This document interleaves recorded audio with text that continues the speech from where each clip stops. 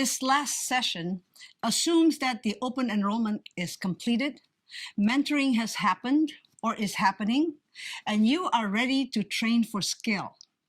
Before we put in action positions, that are a few more things to consider. Jim Collins, in his book, Good to Great, compares organizations to buses. He makes the point that good leaders know how to get right people on the bus.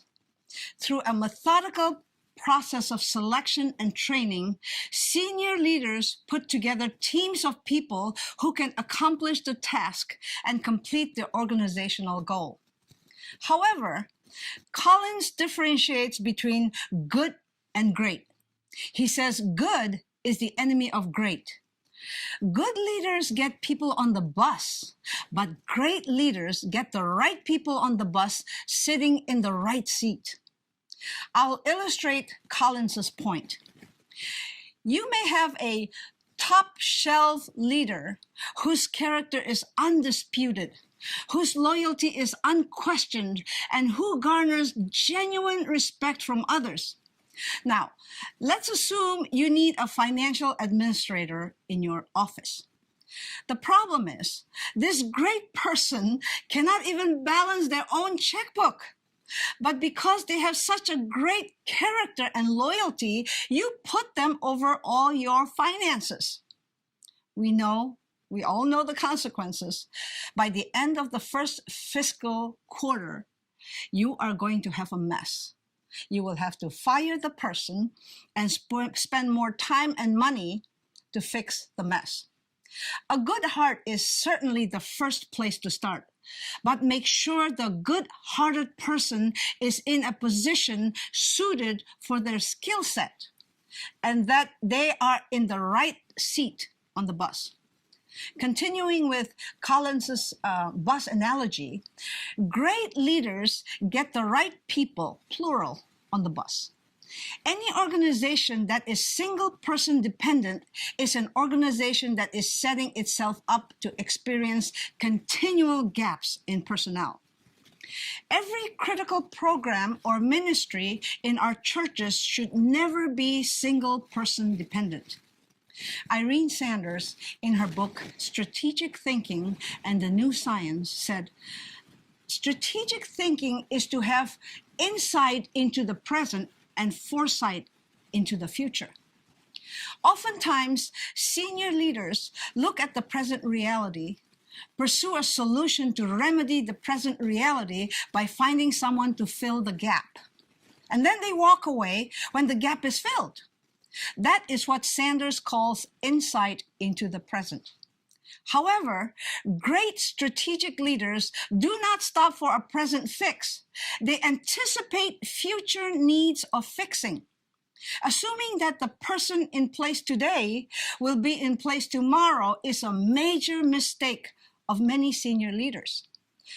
The only way to resolve this potential issue is to develop a team philosophy within your organization or church. When Jesus commissioned the disciples to go and preach, he did not send them out alone, but 2 by 2 in Mark chapter 6, verse 7. He knew that they would face hardships, so he sent them out in pairs for protection, encouragement, and accountability. This team philosophy has many benefits. It provides coverage. Should one person have an extended absence or leave, it relieves the workload from the shoulders of just one person. It provides a training ground for newer and younger potential leaders. Finally, it enables the senior leader to stay focused on mission-critical tasks. Michael Hackman and Craig Johnson, in their book Leadership, A Communication Perspective, provide outstanding information on team building. Now comes the hardest part for some of us: empowering and releasing those who have gone through your training process or training time. Although we have invested time and energy in getting people ready to lead, we are still letting them into our sphere. And we like how we do things in our sphere. We don't like it when someone moves our cheese, as Dr. Spencer Johnson puts it in his book, Who Moved My Cheese? We have trained these people to help us. So what are you going to do if they rearrange the neat little sphere you have created? What are you going to do if they like dark blue, so to speak, and you like red? What are you going to do if they find your way inefficient and they dare tell you that? What are you going to do if they do a better job than you?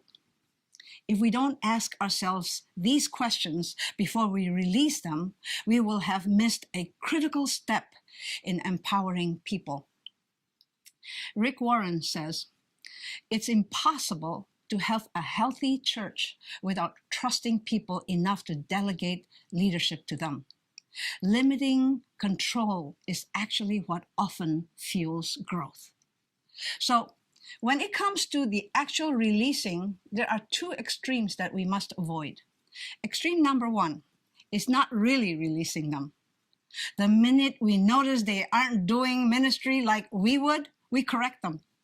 And often that correction sounds more like a parent than a mentor trying to improve the skills of the mentee. Let me be very blunt here. If we do not actually empower and release the people we have spent so much time with, there will be two consequences. The first one, we will have wasted all that time in training. Why go through the process, which is time-consuming and exhausting, if we don't intend on seeing the fruit of our labors? Some senior leaders need to know that different is not necessarily wrong. The second consequence is those we've trained will not trust us. We spent time with them, telling them we are training to release them.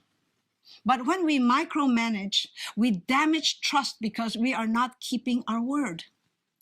According to Rick Warren again, he says this, growth happens in an atmosphere of freedom where leaders are encouraged to dream, to try, to experiment, and even to fall and fail and move forward. Burnout happens when we squash every new idea with a skeptical attitude. The second extreme to avoid after training is dumping. Dumping is the opposite of micromanaging. Dumping says, phew, I'm so glad that is off my plate. I don't want to deal with it ever again. And we don't. The problem here is that we have trained people, but are not available to support, encourage, and counsel them. This leaves our new leader feeling very isolated and lonely. Micromanaging and dumping produces the same result, which is vacancy. Which brings me to this point. Leadership also need the affirmation of their senior leader. When the disciples returned after Jesus sent them out, they were overjoyed with the success of their ministry tour. They were especially thrilled that even demonic forces were powerless before the authority they had been given by Jesus. Lord, even the demons submit to us in your name. Luke chapter 10, verse 17. Jesus affirms their work when he said, I saw Satan fall like lightning from heaven. Verse 18. Wow, how did this motley bunch of disciples meet with such success? Because they were well trained, they knew where to go, and they knew what to say. They even knew in advance how to deal with rejection. Not only did Jesus listen to their report, but he praised their efforts, and more importantly, he praised them. And he reminds them by saying, blessed are the eyes that see what you see, for I tell you that many prophets and kings wanted to see what you see, but did not see it, and to hear what you hear, but did not hear it. Verses 23 and 24. Think of the impact this must have had on Jesus' disciples. Yes, I made Jesus proud. Admittedly, many of these disciples certainly came from the wrong side of the tracks, but they were diamonds in the rough, waiting for the right leader to uncover their heart and also their qualities. Jesus mastered in leadership development. He searched for the right people to get on the bus. Then he trained them, he tested them, he released them, and then he rewarded them.